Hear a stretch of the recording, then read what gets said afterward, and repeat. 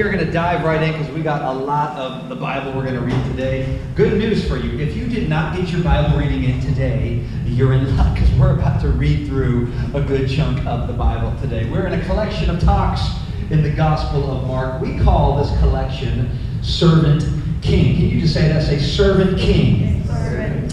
And today I've entitled this particular talk, let's go to that next slide. This particular talk I've entitled it, What Leavens Your Bread? What leavens your bread? Leaven, simply, we can just define this as being like yeast. We know what yeast is, right? Put it in dough, put it in the oven, and then what happens? The bread rises. So this is kind of what we're talking about. What leavens your bread? In fact, just turn to your neighbor. Come on, turn to your neighbor. Say, neighbor. Neighbor. What leavens your bread? What leavens your bread? Mark chapter number 8. We're going to pick it up. It's yeast. It's yeast. We're going to pick it up at verse number 1. Mark chapter 8, verse 1. If you have a Bible, hope you do. If not, we got it up on the screen. Again, we're going to read through the first 21 verses of this particular passage. So buckle up, get ready. We're going to dive right in. It says this. In those days, when again a great crowd had gathered and they had nothing to eat, he called, that's Jesus, his disciples to him and said, I have compassion on the crowd, because they have been with me, look at this now, for 3 days. Everybody say 3 days. And have had nothing to eat. I mean, come on now, after like an hour, I've got the rumbly tumbly, right? I'm ready to get me some cheese nips, some goldfish. I'm going to steal my kids' food. I'm going to take my pregnant wife's food. I'm going to eat anything I can eat after an hour. And they've been with him for 3 days and have had nothing to eat. Verse 3. And if I send them away hungry to their homes, they're going to faint on the way. And some of them have come from far away. And his disciples answered him, how can one feed these people with bread in this desolate place? And he asked them, how many loaves do you have?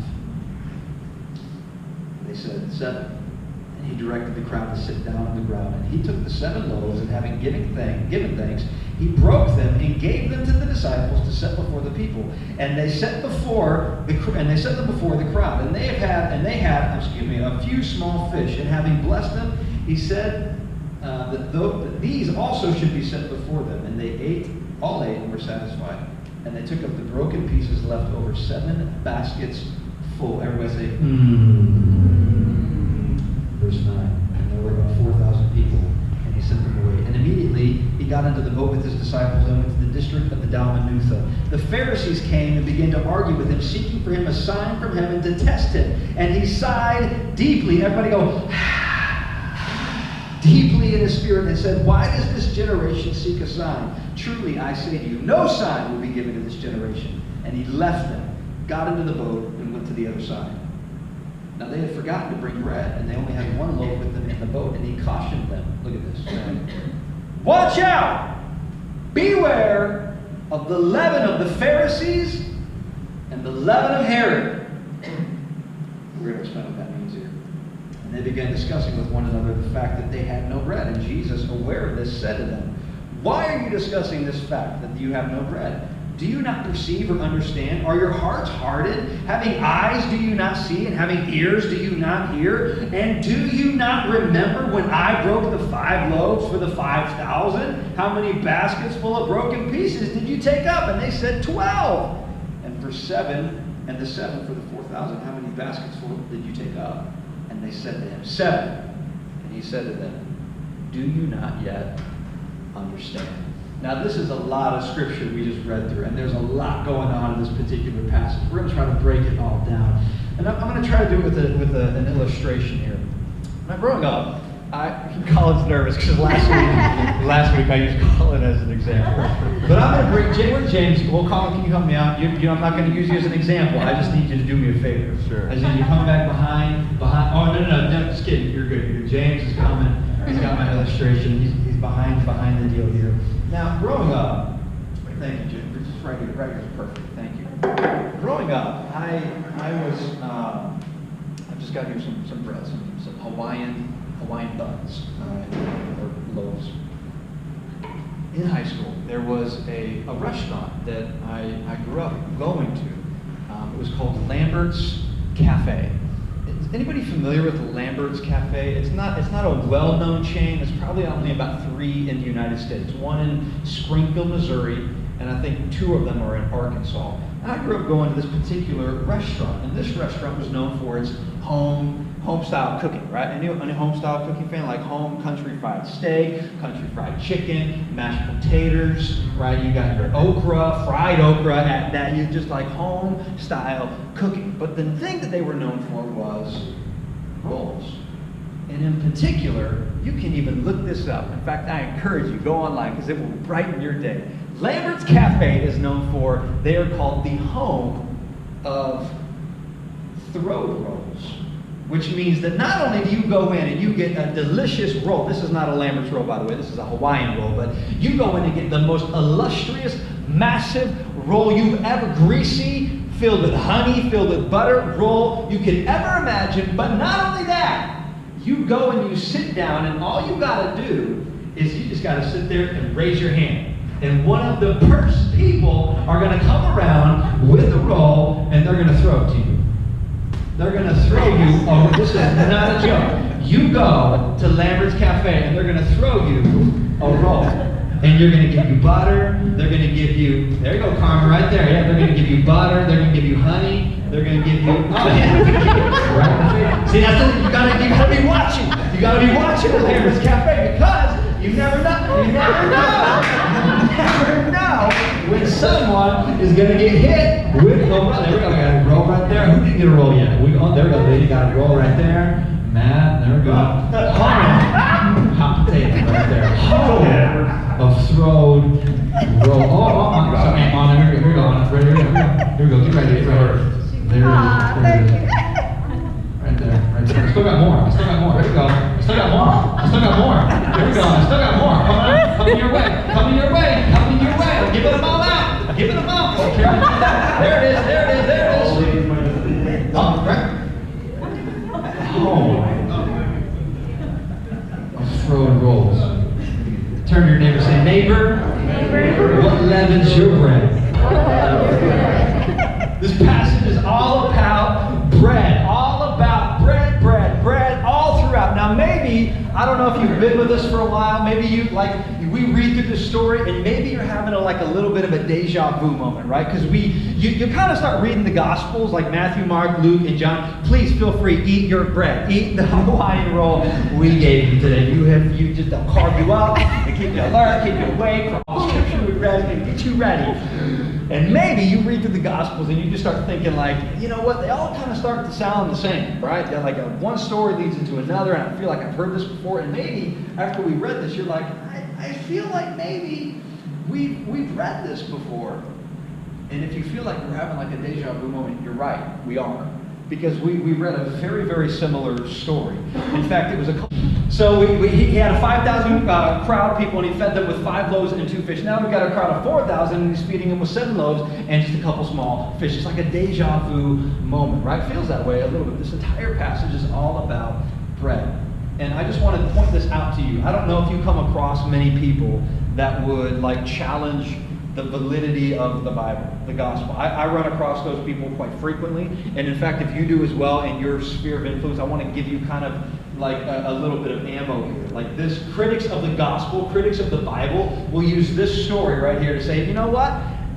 Mark can't even keep his facts straight. Was it 5,000 or was it 4,000? Was it 5 loaves or was it 7 loaves? And they use this passage to show that there's errors, there's fallacies in the Bible. But as we read this, as we get into it, I want to show you that there's so much evidence to show that these are 2 completely different stories. And it begs the question, why? Why would Mark, I call Mark the ADD gospel writer. He's the shortest. He's only 16 chapters. He's like action-packed. He's like in your face. His favorite word is immediately. Like immediately Jesus did this, and then immediately the disciples do this, and then it's like action-packed, fast-paced. And so in a gospel where there's so little room, why would Mark choose to tell a very similar story all over again? Why would he do it? Why? Right? Like Jesus did thousands of miracles. many of which aren't even recorded in the Bible. We don't read about most of the miracles Jesus did. So why, when he has very limited space in his gospel, his attention span just cannot handle anything, why would he spend this amount of time and this amount of verses recapping a very similar story? It's because it's all about something so critical in your life and in my life that Mark, more than Mark, that God wants to get across to you and to me today. You see, while this passage is seemingly about bread, what we're going to find out is this passage is really about issues of the heart. It's really about what's going on inside of your heart. Just like the passage in where he fed the 5,000, this passage is all about seemingly bread. It's seemingly about roll, seemingly about yeast. It's seemingly about leaven. It's seemingly about all of that. But more than that, Mark is trying to point the attention, and Jesus is trying to point your attention to this is an issue of your heart. Say, it's about the heart. It's about the heart. It's all about your heart. Out of the heart, everything flows from your life. Out of your heart, life starts. In fact, the writer of Proverbs even says that. Keep vigilant watch over your heart, because that's where life begins. That's where life starts. Keep so close. Guard your heart. Take stock of your heart. Know where your heart's at. Know if your heart is sensitive to the things of God. Know if your heart is cold to the things of God. Know where your heart is. Because if your heart is far from God, death is soon to follow. Keep stock over your heart. In a gospel where there's so limited space, God is trying to tell you and he's trying to tell me, take watch of your heart. In fact, there are three realities we want to explore here regarding the heart. Jesus is trying to explore three different realities of the heart. We're going to give it to you here today. The first reality is this. He wants us to have a heart. Let's go to the next slide there. He wants us to have a heart. Keep on going there. Go on one more. He wants us to have a heart that knows who Jesus is. Everybody say, a heart that knows who Jesus is. Now again, remember, we just read this story. Let me recap it real quick and real brief. They're in the region of what we call the Decapolis. Remember last week, they got back from vacation. Jesus and his road crew, they got back from vacation. They're now back in the region of, they call it the Decapolis. All that means is there's 10 cities in and around the Sea of Galilee where they do most of their ministry. It is historically a non-believing region. So this is where Jesus centered all of his ministry around people that did not know who he was, right? If you're going to go to a place, you want to go and you have a mission to save the world, you want to go to a place where you can maximize the most amount of people you're going to reach. So they're in the region, a non-believing region. They call them Gentiles, all right? You had a Jew who was a believer, and then you had a Gentile who was a non-believer. Now, this crowd was with Jesus for 3 days. And Jesus was preaching, and they had nothing to, like people today think preachers are long-winded, right? We got it from Jesus. We just got it from, it's like all these preachers have like fake endings, right? Like, all right, we're going to land this plane, and now in conclusion, right, we're going to be done here in 48 hours, everybody, so buckle up, right? If you got plans today, we'll be done at 6:30 on Tuesday, right? 3 days. This crowd had been with Jesus, and they hadn't had anything to eat. And now Jesus is saying, I want you to have a heart that simply knows who I am. And what Jesus is doing to the crowd for 3 days. Catch this. For 3 days, this crowd is just enthralled with Jesus. They are captured at Jesus. Jesus is putting on display the heart of God. Jesus is putting on display for 72 hours. This crowd had no concern that they had not eaten anything whatsoever. They were not sleeping. They were not eating. Jesus was just teaching. He was preaching. He was putting on display the very heart of God. And the crowd is now enraptured with Jesus. They are now captivated with who Jesus is in their life. They are captured with the fact that they have not eaten. But Jesus has compassion on the crowd, doesn't he? He has compassion on the crowd. And what Jesus is doing is putting on display such an incredible thing. Let's look at it here, verse number 1. Look at it again. It says, in those days, when again a great crowd had gathered and they had nothing to eat, he called his disciples to him and said to them, I have compassion on the crowd, because they've been with me now for 3 days and they've had nothing to eat. And if I send them away hungry to their homes, they're going to faint on the way, and some of them have come from a far Some of them would come from a far distance. I mean, you'd think surely, like in the back, Billy Bob would be like, hey, Jesus, how about some barbecue, right? How about something? Give us something, Jesus. How about letting us go to bed for a little bit, Jesus? But they are so enraptured, so captured, and Jesus is displaying for the crowd something so unique. He's displaying a couple things. The first thing he's displaying, I'm going to put it up on the screen for you, he is displaying God's compassion. He's the God of compassion. He's the God who knows your need before you ever ask anything. Have you ever thought about that? Like, think of the things in your life right now you're praying for, you're believing God for. You're saying you're going to Jesus every single day, every week, and you're praying, and you're believing for great breakthrough in whatever area of your life.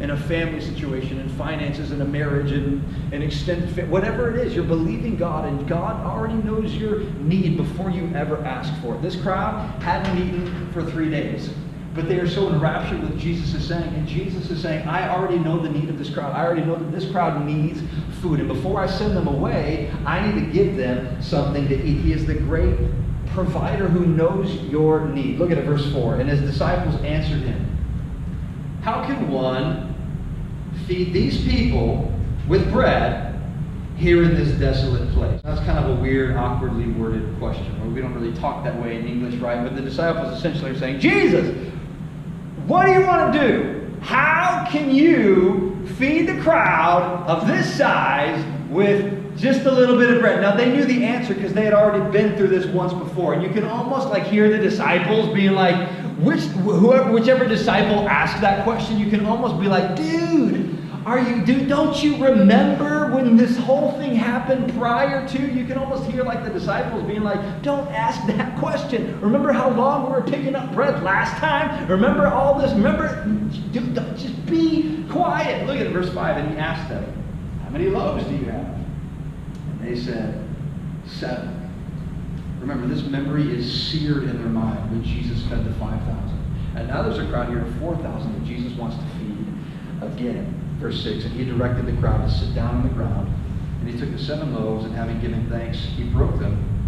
And he gave them to the disciples to set before the people. And they set them before the crowd. Out of the bare minimum, he creates an abundance. Remember, 3 days. Imagine just you sitting here for 3 days listening to me talk for 72 hours. And having nothing, we'd have to use a lot of Colin examples if we were going to do that again, right? Like for 72 hours, he's putting on display the compassion, the heart of God for his people. There's a second thing he's doing. He's showing his creative power. He's putting it on display. Out of the bare minimum, he's producing an abundance. He is creatively orchestrating and working in the situation of the people who have a need, the people who are now hungry. He's creatively orchestrating out of 7 loaves of bread and a couple little fish. He's going to feed the entire crowd. And the application for you and I is this. I always kind of think that God maybe, he laughs sometimes at like my request of him, maybe of our request of him, right? Like, hey God, I can't pay the bills this month. Can you just provide miraculously? And like the best I can come up with is, can you just provide a check in the mail? Just a handwritten check in the mail. And I always think of God's like, a check in the mail? I'm going to shower you with golden coins in your living room and you're going to swim through them like Donald Duck, right? Like it's just this creative power that God has. And I always think he kind of laughs at like our limiting prayers of God, right? And here's a crowd of 4,000 people. And out of 7 loaves of bread and a couple little fish, he's going to feed the entire crowd. He is showing the creative power of God. How does that apply to your life today? Whatever you're believing God for, whatever you're praying to God for, can we just establish that we're going to say, God, however you want to do this need in my life, however you want to provide for this need in my life, do it. Whatever it is, God, if you want to shower me with golden coins in my living room, then God, do it. If you want to work outside of my realm of understanding and my realm of logic, then God, do it, because 7 loaves of bread and a couple little fish are not going to feed 4,000 people. And yet God creatively, Jesus is now displaying the creative heart of God in your life. Whatever you're facing, don't limit God by your prayer. Don't limit God saying, God, would you provide for me in this way and in this time for this moment in my life? Because in that moment you have limited God. But when you open it up and say, God, provide do whatever it is you want to do. However you want to provide for me in my life, God, do it. I don't want to limit you. I don't want to put you in a box. God, do it. God, Jesus is showing the creative power of God. And you can almost see it now. You can almost see for 72 hours the people have been sitting there. But they are now in rapture with this idea that God is such a compassionate God who cares about their need. And now he is creatively showing his power in their life.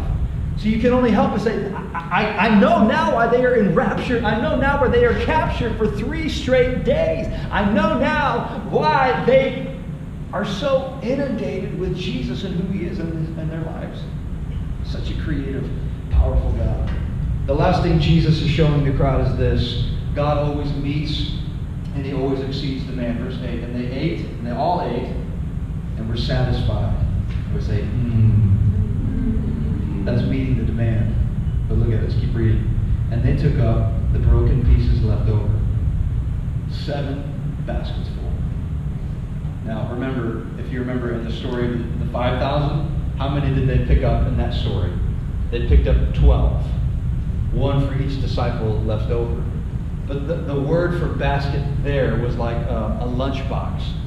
The word in the original language here for basket, 7 baskets full, the word here, you can think of it like a large wicker hamper.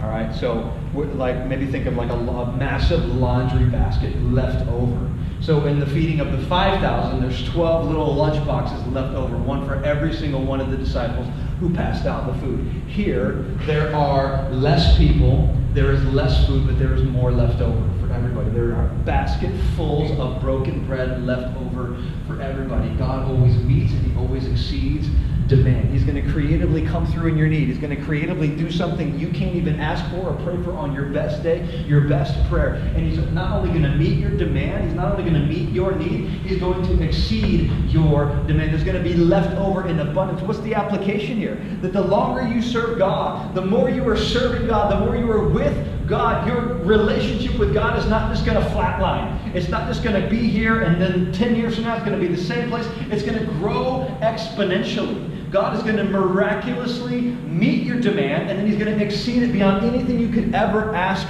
or imagine. He meets the demand and he exceeds it. So Jesus is putting on a show for the people. He is displaying some incredible things here. Let me give you the second thing. We're talking about, again, the heart. That's just kind of the introduction there. The second thing, a heart that is on guard against what he hates. Look at verse 10. And immediately he got into the boat with the disciples and went to the district of Dalmanutha. The Pharisees came and began to argue with him, seeking from him a sign from heaven to test him. And he sighed deeply in his spirit and said, "Why does this generation seek a sign? Truly I say to you that no sign will be given to this generation." This is interesting to me, because here we have a crowd of 4,000 people, right? And then now the Pharisees, they get into a boat, they go to the other side. The Pharisees come to him, and they're looking for a sign. They're looking for something, right? They're looking for something that Jesus to give them something. And maybe part of you is like, Jesus could just he could do it. He could just miraculously raise someone from the dead and just give them a sign that's something that's just to appease them. But this is interesting to me because the Pharisees came and began arguing, seeking from him a sign. This word right here, sign. This is not a miracle. They're not looking for a miracle. They're looking for a prediction of the future, something that will benefit them. They're looking for Jesus to be like, hey, Rome is going to fall and you Pharisees are going to rise, right? Because they're looking for, but they didn't want to believe in Jesus. They didn't want to trust Jesus. They didn't want to have faith in Jesus. They were waiting for the coming of the Messiah. And now that the Messiah is here, they didn't want anything to do with him. And now they're looking for a sign. Because the moment that sign happens or takes place, good for them, right? Rome is going to fall, the Pharisees are going to rise, right? That's good for them. But if he predicts a sign and it doesn't come true, then that's bad for him, which is still good for the Pharisees. They're completely eliminating faith from the equation of trusting in Jesus. They're completely eliminating this entire thing. But that's the prerequisite almost for belief in Jesus, right? Is faith. Let's keep reading here, verse number 15. And he cautioned them, So Jesus and the disciples get into a boat. They're crossing over to the other lake, and Jesus says to them, "Watch out!" Everybody say, "Watch out." Watch out. Come on, say, "Watch out!" Watch out. Beware of the leaven of the Pharisees and the leaven of Herod. And this is where we're going to spend a little bit of our time here, but really the bulk of the rest of our time. Watch out. The Pharisees come and confront Jesus. Jesus says to his disciples, "Watch out. Beware of the leaven of the Pharisees and the leaven of Herod." Can I borrow one of your rolls again? Are you going to eat it? I'm going to put my sweaty hands all over it and hand it back to you. What would happen in those days is this. We understand leaven to be yeast. We can just say yeast in our day and age. We understand the point of yeast. You put it in dough, you put it in the oven, the yeast works within the dough, and then the bread, and then the dough rises, and now you have a wonderful loaf of bread. In those days, what would happen is this. They would take leaven or yeast, they would put it into the dough, and before putting it actually in the oven, they would actually take a piece of the dough with the leaven, and they would set this aside. They would actually put it aside. Now, what these people would actually view of leaven, they viewed leaven as evil or wicked. Because the moment you take it apart from the dough and you set it aside, now, until the next time you make this batch of dough that you're going to put this into, this has an opportunity to become toxic. This has an opportunity to mold. It has an opportunity to get maggots and perhaps be totally bad, which would totally ruin the new loaf you are making. So they viewed leaven as totally bad and totally evil. Now, what's the point of leaven? What's the point of yeast?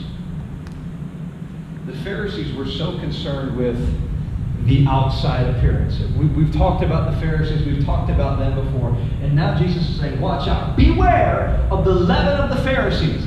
The Pharisees were so consumed with how they looked, with their great deeds.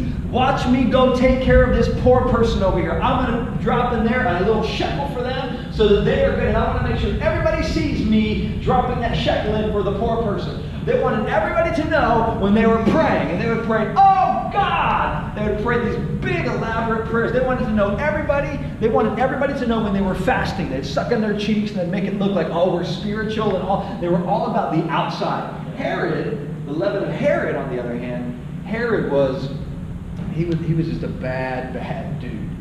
He was overtly promiscuous. He was sexually promiscuous. He had affairs on end and he would make them public. He was all about evil. So what is Jesus saying? Beware of the leaven of the Pharisees and the leaven of Herod. These are two, totally, the Pharisees are all religious. Herod is all evil. Herod is all about the promiscuity. The leaven is the exact same in both cases. The leaven represents sin. Watch out. Beware of the leaven of the Pharisees and the leaven of Herod. What's the point of yeast? What's the point? How does yeast actually work? Yeast actually works where? Below the surface. Yeast actually works once you put it into the dough. Yeast is going to then permeate the entire batch of dough. So that when you put it in the oven, the entire batch, the entire loaf then raises. The point of leaven, the point of yeast is this. It happens in secret. It happens deep inside. The leaven of Herod, the dough we're talking about, the bread we're talking about is your heart. And when the leaven comes in, it permeates every area of that heart. And sometimes we just have this tendency to say, you know what? This area of my life, this sin in my life, I'm going to keep it right over here. I'm just going to keep it kind of tucked into this moment, to this place, right over here. But the point of yeast, the point of leaven, the leaven of the Pharisees and the leaven of Herod was simply that it permeates every area of your life. Once you put that yeast in, once you put that leaven into the dough, it permeates the entire batch of dough, so that when you put it in the oven, the entire thing rises. The leaven represents sin, and perhaps there's been moments in my life, moments in our life, right, where there's been something, sin in my life, where I just think, you know what, I can keep it isolated to this area of my life. I can keep it isolated to this area of it's not going to affect anybody. I'm just going to bury it down deep over here. It's just a thought. It's just an action. It's just a thing that I like to keep to myself, and it's not going to affect anybody. It's not going to affect any person. It's not going to affect anybody but me. But that's just not what we see. The moment leaven, the moment yeast comes into your dough, into your life, it permeates the entire batch. Watch out. Beware of the leaven of the Pharisees and the leaven of Herod. It's just a little sin. It's just a little white lie. It's just a little thought. It's just a little this. It's just a little that. It's just a little sin. And the moment that little yeast and that little leaven comes into your life, it permeates every area of your life. It doesn't just stay isolated. That's why one theologian says, be killing sin, lest sin be killing you. And it begs this question, is there sin in my life? Is there sin in my heart? Has the leaven, has the yeast that I've put inside of me, is it wrong? Is it bad? Is it just a little thing that I try to keep isolated over here? The point of what Jesus is saying is, leaven, yeast, doesn't just affect one area of your life, it affects your entire life. It takes over your entire life. So that thought turns into more thoughts, which turns into dwelling on them, which turns into action. Beware. Watch out for the leaven that you're putting inside of you. There's a third thing and a final thing, we'll wrap it up here, is that simply this is a heart. Jesus wants us to have a heart that is sensitive to his word and to his works. Look at it here, verse 17. Do you not yet perceive or understand? So now Jesus is talking to his disciples. He says, do you not perceive or understand? Are your hearts hardened? Having eyes, do you not see? Having ears, do you not hear? And do you not remember? Here's what's happening here. God wants you to have a heart that is sensitive to his word and to his work. The disciples were first-hand witnesses of what Jesus did here on this earth. And now, here's what's happening. They have grown used to the fact that Jesus just does what Jesus does. So like it's now all of a sudden Jesus wants to feed another crowd. Let's just say 20,000 people. The disciples have now gotten to a point of saying, yeah, that's just Jesus. That's just Tuesday to Jesus. They've grown used to and complacent with what Jesus does. They have grown used to it in God, and now Jesus is saying, do you not understand? Don't you perceive? Are your hearts hardened? Your hearts have grown brittle to the things that I'm doing in and around your very eyes. You've grown cold. You've grown cold to the things of me. A heart that is sensitive to his word and to his work. They knew the answers. How many baskets full were left over? 7. They knew the answers, but they had grown cold to the Savior. And Jesus is saying today, I want you to have a heart that is sensitive to the things of me, because the moment you grow cold, the moment you grow used to the fact that God is doing an amazing thing, the moment you grow used to the fact that God is doing an amazing thing in your life, or in this church, or in this community, the moment you grow cold, you grow brittle to the things of God, is the moment you are no longer sensitive to his word and to his work. Beware. Watch out. Amen. Amen. Come on, let's pray together today.